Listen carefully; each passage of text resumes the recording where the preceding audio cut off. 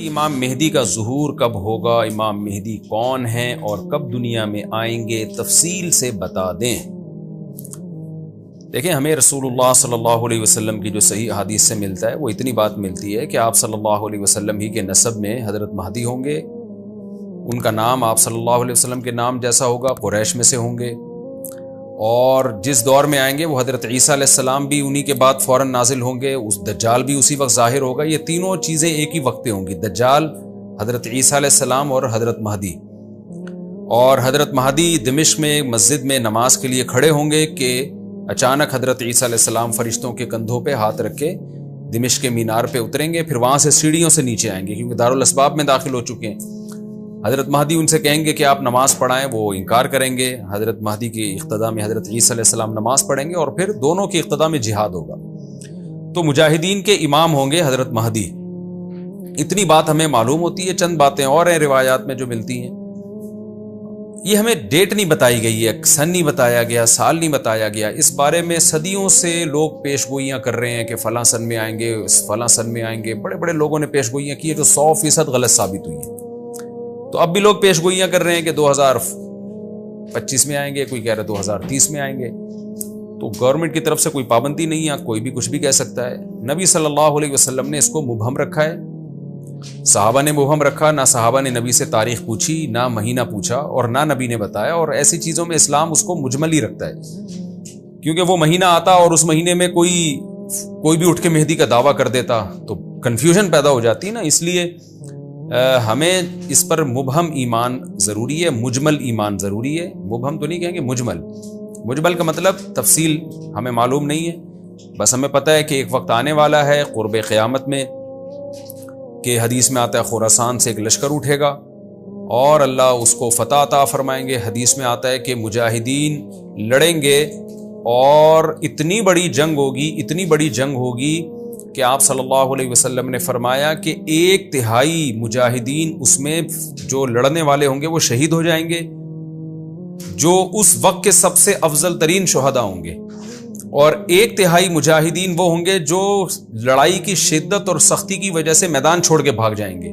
یہ وہ لوگ ہوں گے جن کی اللہ کبھی بھی توبہ قبول نہیں کرے گا، اور 1/3 ہوں گے جن کو اللہ دنیا پہ غلبہ عطا کرے گا، کفر پہ غلبہ عطا کرے گا۔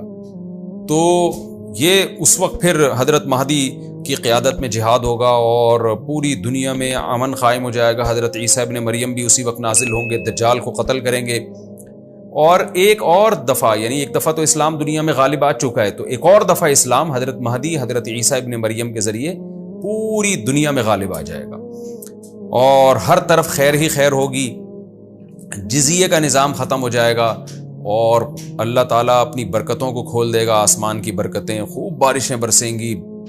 ایک روایت میں آتا ہے، ترمذی کی روایت ہے، اتنے بڑے بڑے انار پیدا ہوں گے کہ اس کے چھلکے کو لوگ سائبان کے طور پہ استعمال کریں گے، ایک انگور کا دانہ کئی لوگ نچوڑ کے پئیں گے، یعنی برکتیں اللہ کی طرف سے ایسی کھل جائیں گی، تو پوری دنیا میں امن ہوگا۔ تو یہ جو نبی صلی اللہ علیہ وسلم کی جو بعثت تھی نا، آپ صلی اللہ علیہ وسلم کی، وہ کیا تھی؟ قرآن میں آتا ہے لِيُظْهِرَهُ عَلَى الدِّينِ كُلِّهِ۔ آپ صلی اللہ علیہ وسلم کو دنیا میں اس لیے بھیجا گیا تاکہ آپ دین کو پوری دنیا میں غالب کر دیں۔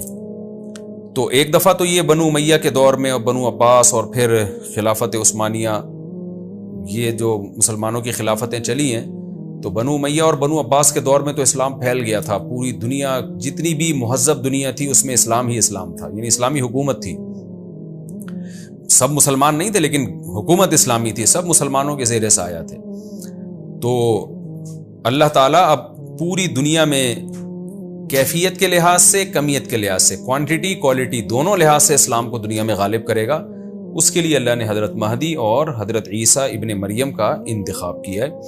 اتنا ہمارا ایمان ہے۔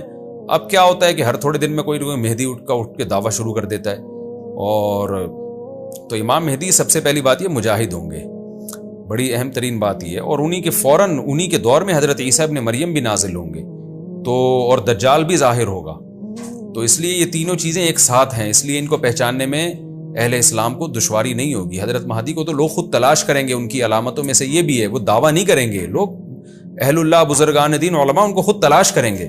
آج لوگ خود دعویٰ کر رہے ہوتے ہیں حضرت مہدی ہیں، میں حضرت مہدی ہوں، تو وہ دعویٰ جو کرے گا اس کا مطلب وہ تو ہو ہی نہیں سکتا۔ تو اس لیے ہمیں اس ٹاپک کو ختم کر دینا چاہیے، اس